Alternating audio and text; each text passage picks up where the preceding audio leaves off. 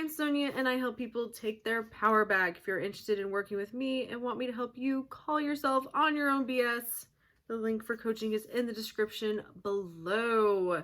In this video, I want to talk about SATS, the state akin to sleep. Multiple people have asked me about this recently, and here we are. I'm going to make a video about it. So SATS, the state akin to sleep, is something that Neville, Goddard taught. And that is because he taught visualization, and the way that he would teach people is to fall asleep in the wish fulfilled. So when you would go to bed, he would teach people, go to bed at night. When you're falling asleep at night, imagine having what you want. This is how Abdullah taught Neville. If you are familiar with the story of Barbados and how Neville wanted to go to Barbados but did not have the money, and Abdullah told him that he was already in Barbados. Go to sleep at night in Barbados. You are in Barbados. And that is what Neville taught, is to imagine, visualize having what you want as you are falling asleep at night. The state akin to sleep is that drowsy state that you are in as you are falling asleep. There are scientific terms to it, but basically you are going through different levels of brainwaves, I believe, is what you are doing from a scientific perspective, which that is something that Jose Silva taught a lot on.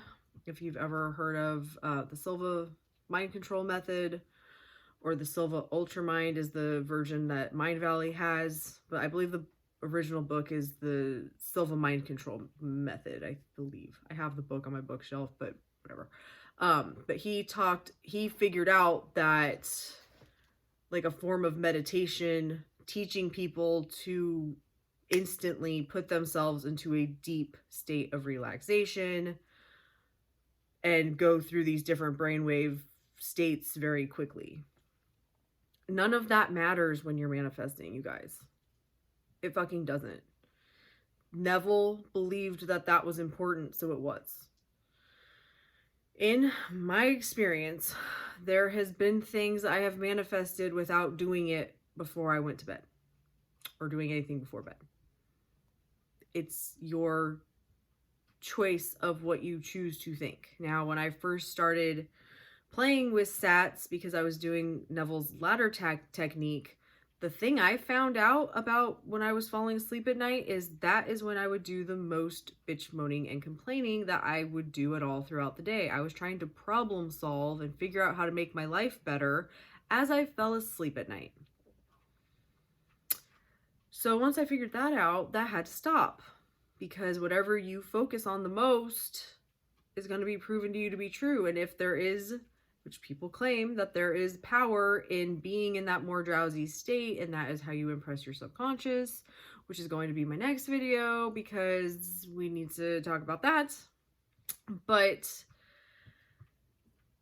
if you are focused throughout the day on telling yourself you have what you want, when you are catching thoughts and being like, oh my God, my SP doesn't want to talk with me, they're not texting me, where are they? If you allow yourself to think that shit, I don't give a fuck if you are doing stuff at night. If your mindset is, this doesn't work and I'm not getting what I want, I don't give a fuck what you're doing, it's not going to work. Because you are not allowing it to. Doing it at night is irrelevant. If you want to do it at night, do it at night.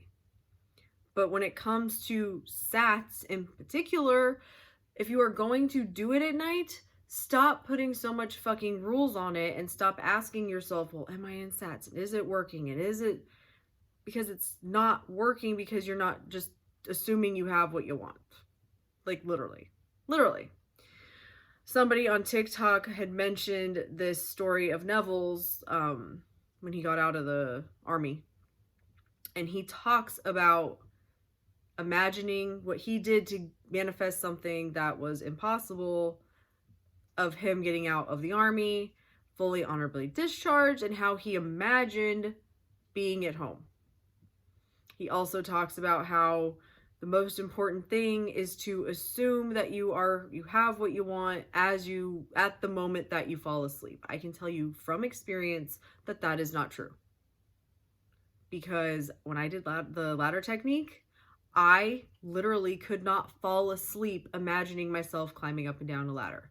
Now I can fall asleep affirming or kind of visualizing the way that I visualize, but I couldn't do that at that point. And I still manifested climbing up and down the fucking ladder. If you are going to use SATS, just look at it as I am going to affirm or I am going to imagine as I fall asleep at night in bed.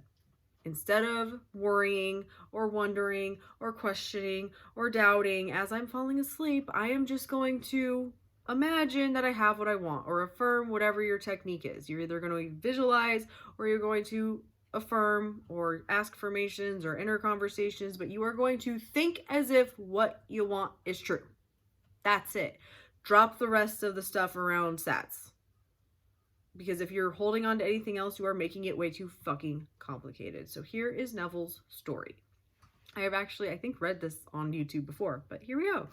This is a story with every detail of which I am personally familiar. In the spring of 1943, a recently drafted soldier was stationed in a large army camp in Louisiana.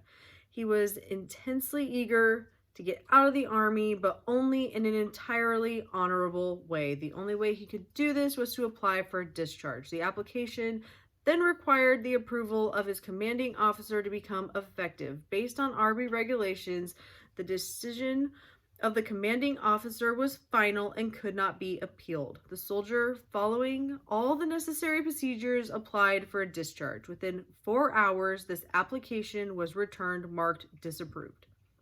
Convinced he could not appeal the decision to any higher authority, military or civilian, he turned within to his own consciousness, determined to rely on the law of assumption. The soldier realized that his consciousness was the only reality, that his particular state of consciousness determined the events he would encounter. The soldier realized that his consciousness was the only reality, that his particular state of consciousness determined the events he would encounter. That night, in the interval between getting into bed and falling asleep, he concentrated on consciously using the law of assumption. In imagination, he felt himself to be in his own apartment in New York City. He visualized his apartment, that is, in his mind's eye, he actually saw his own apartment, mentally picturing each one of the familiar rooms with all the furnishings vividly real. With this picture clearly visualized and lying flat on his back, he completely relaxed physically. In this way, he induced a state bordering on sleep at the same time retaining control of the direction of his attention.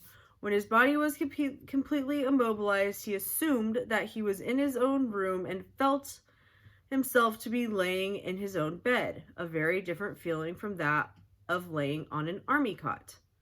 In imagination, he rose from the bed, walked from room to room, touching various pieces of furniture. He then went to the window and, with his hands resting on the sill, looked out on the street on which his apartment faced. So vivid was all this in his imagination that he saw in detail the pavement, the railing, the trees, and the familiar red brick of the building on the opposite side of the street. He then returned to his bed and felt himself drift off to sleep. He knew that it was most important in the successful use of the law that at the actual point of falling asleep, his consciousness be filled with the assumption that he was already what he wanted to be. All that he did in imagination was based on the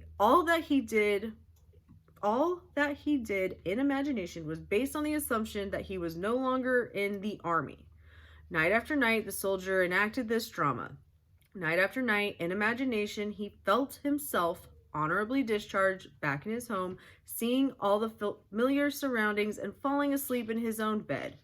This continued for 8 nights. For 8 nights, his objective experience continued to be directly opposite of his subjective experience in consciousness each night before going to sleep. On the 9th day, orders came from headquarters for the soldier to fill out a new application for his discharge.